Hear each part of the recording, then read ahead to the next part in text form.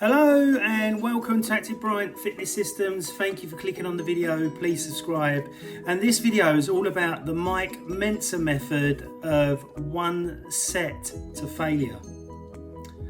Now, if you do a 1 rep maximum for deadlifting or benching or whatever you're doing, then as long as you do 70 to 85% of that, you'll always keep growing and keep your body gaining some size.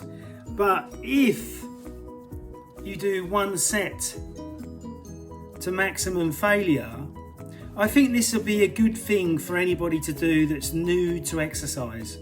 If you're new to exercise and you've had a break for a long time and you just want to get back into it, then maybe this would really work. But I feel with my over 35 years of workout experience, naturally, that it wouldn't really work. Or is it I'm just in the mindset of that I've been doing 5 or 6 sets or 32 sets per workout in which to maintain my size and to maintain my strength. And I learned this from Charles Parlequin. Charles Parlequin was strength and conditioning coach to 250 athletes around the world and got the bigger percentage of them to win their Olympic trophies. So he said that you never go over 32 sets, always stay within it in which to get growth and development. And he had huge arms. Look at the picture of his huge arms. So for me, I don't really think the Mike Mentzer method would work if you're somebody that's been training for years and years. If you're new to exercise, then obviously 1 set to failure, it means that if you was on one of my programs, you'll only be doing 5 exercises, that's 5 sets. Your workout will be done within half an hour. In and out, done, which is great, isn't it? So it's a bit like the HIIT method a little bit, because the HIIT method is only 15 minutes, going all out again to get maximum growth and maximum benefit. But I think the longer you've been training, if you're a natty, the harder it is, let's have a drink, the harder it is to get results.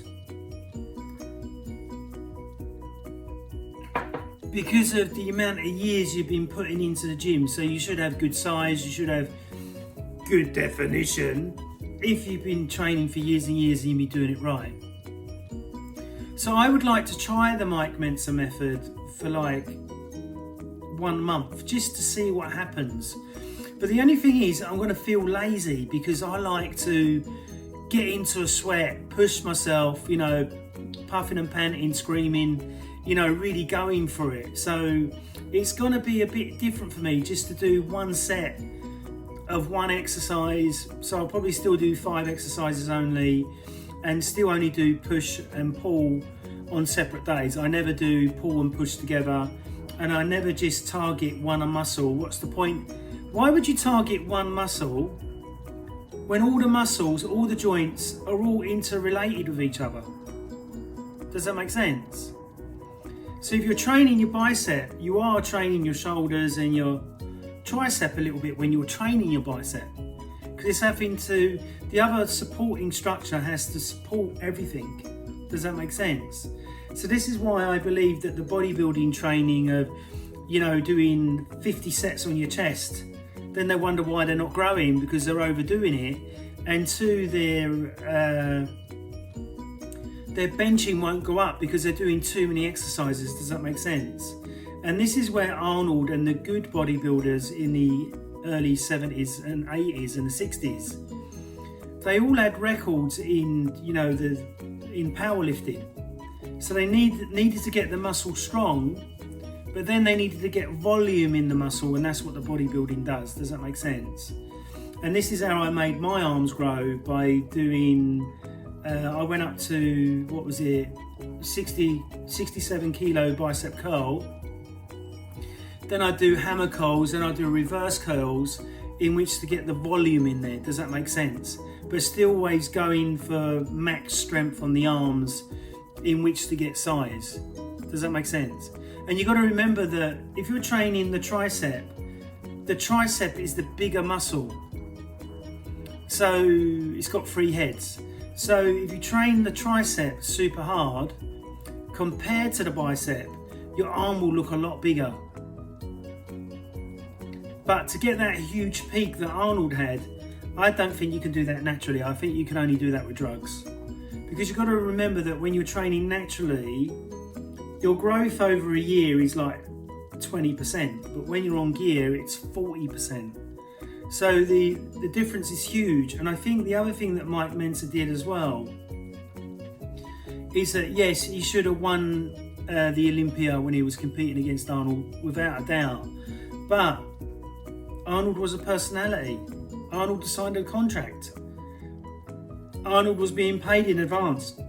So there's no way Mike Mentzer was going to get it, because Mike Mentzer had 0 personality and wasn't going to be a world superstar, and probably didn't have Wag Bennett in his pocket and other people that were going to make sure that you win. Does that make sense? Because sometimes it's not about the physique, is it? It's about the politicalness of what's going on in the background, you know? But yes, I did like his physique. Yes, he was in fantastic shape. Yes, he should have won the Olympia from Arnold.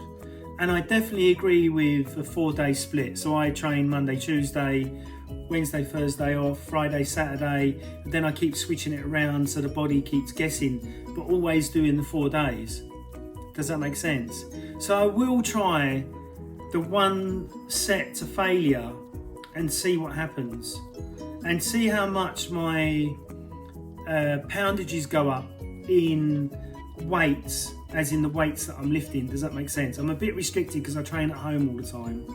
I am thinking of going back to the gym, but I just don't like all that, you know, waiting around and people on their phones and people not being serious about their training. I wish I had a hardcore gym where I live. There isn't no real hardcore gyms.